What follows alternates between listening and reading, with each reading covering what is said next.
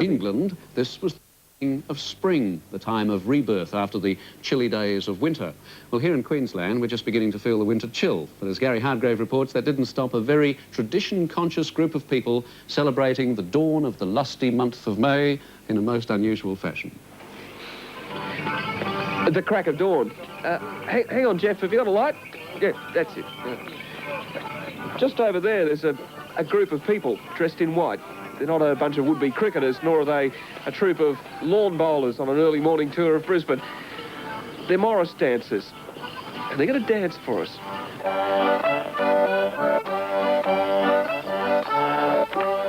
May Day Morris dancing.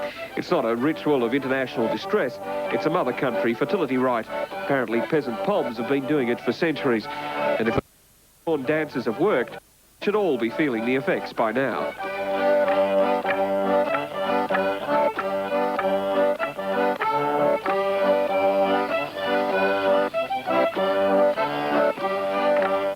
We're celebrating spring.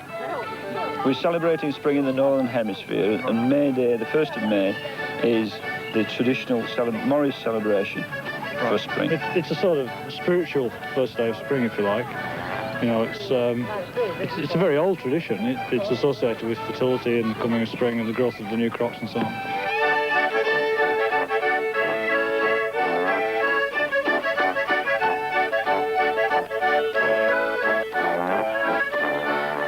We're told that the term Morris may have come from Moorish. That's not as indelectable, rather the Moors of England.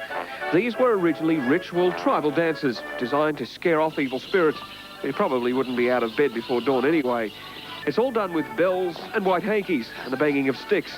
No, they haven't been drinking away those evil spirits. That comes later. So the whole thing's sort of derived from quite an old tradition. How old is that tradition?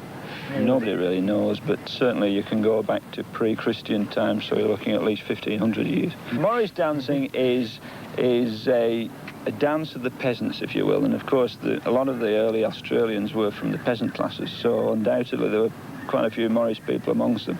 And there is a record somewhere that there was some people that were lashed in Sydney for dancing the Morris.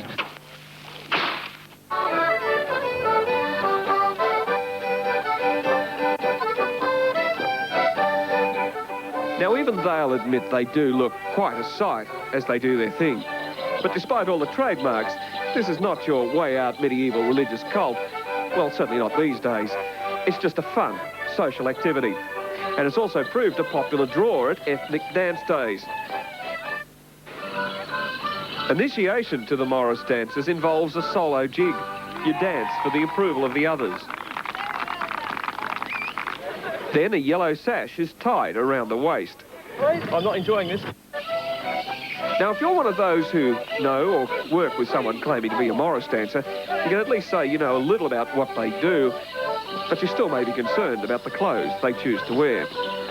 Take the flowers, I suppose that's the most obvious symbol. I think a lot of people nowadays consider flowers to be a bit sissy, but they're not really.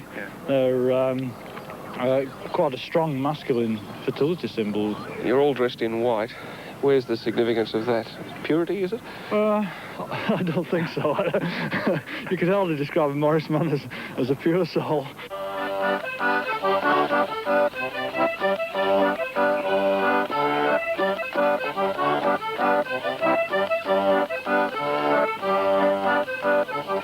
An hour of dancing to herald the dawn of May Day, followed by an Aussie tradition, a Barbie breakfast with champers, the transplanted peasant pom's way of celebrating newfound fertility for all.